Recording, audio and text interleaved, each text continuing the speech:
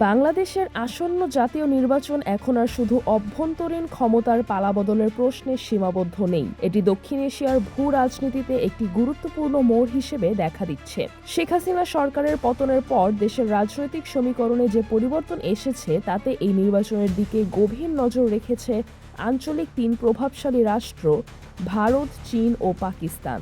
আল জাজিরার বিশ্লেষণে বলা হয়েছে, এই নির্বাচনের ফলই নির্ধারণ করবে বাংলাদেশ ভবিষ্যতে কোন ভূ রাজনৈতিক বলয়ের দিকে বেশি ঝুঁকবে। দীর্ঘ সময় ধরে বাংলাদেশের রাজনীতি ও অর্থনীতিতে ভারতের প্রভাব ছিল দৃশ্যমান, তবে বর্তমান রাজনৈতিক পট পরিবর্তনে সেই সম্পর্কে এক ধরনের অচলাবস্থা তৈরি হয়েছে। সীমান্ত নিরাপত্তা ও বাণিজ্যে ভারতের কৌশলগত সুবিধা নিয়ে এখন অনিশ্চয়তা দেখা দিয়েছে। দিল্লির বড় উদ্বেগ হল বাংলাদেশে জামায়াতে ইসলামের মতো ধর্মভিত্তিক রাজনৈতিক শক্তির উত্থান এবং সম্ভাব্য ভারত বিরোধী অবস্থান। তা সত্ত্বেও বাস্তবতা বিবেচনায় ভারত এমন একটি সরকারি প্রত্যাশা করে যারা দ্বিপাক্ষিক সহযোগিতার পথ খোলা রাখবে।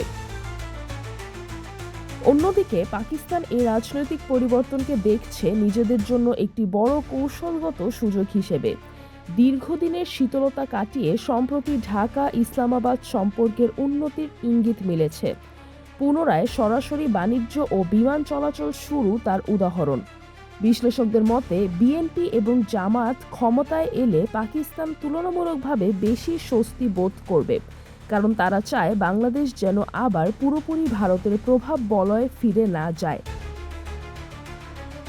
চীন বরাবরের মতোই সবচেয়ে বাস্তববাদী অবস্থান নিয়েছে। বেইজিংয়ের প্রধান অগ্রাধিকার রাজনৈতিক স্থিতিশীলতা এবং বাংলাদেশে তাদের বিপুল বিনিয়োগের নিরাপত্তা। গত এক দশকে অবকাঠামো ও প্রতিরক্ষা খাতে চীনের সঙ্গে বাংলাদেশের যে গভীর সম্পর্ক গড়ে উঠেছে তা কোনো নির্দিষ্ট রাজনৈতিক দলের ওপর নির্ভরশীল নয়। ফলে বিএনপি বা জামায়াত যেই ক্ষমতায় আসুক, চীন সবার সঙ্গেই সম্পর্ক বজায় রাখতে আগ্রহী। তবে একই সঙ্গে বেইজিং চায় না বাংলাদেশের নতুন সরকার অতিরিক্তভাবে যুক্তরাষ্ট্রের প্রভাবাধীন হয়ে পড়ুক।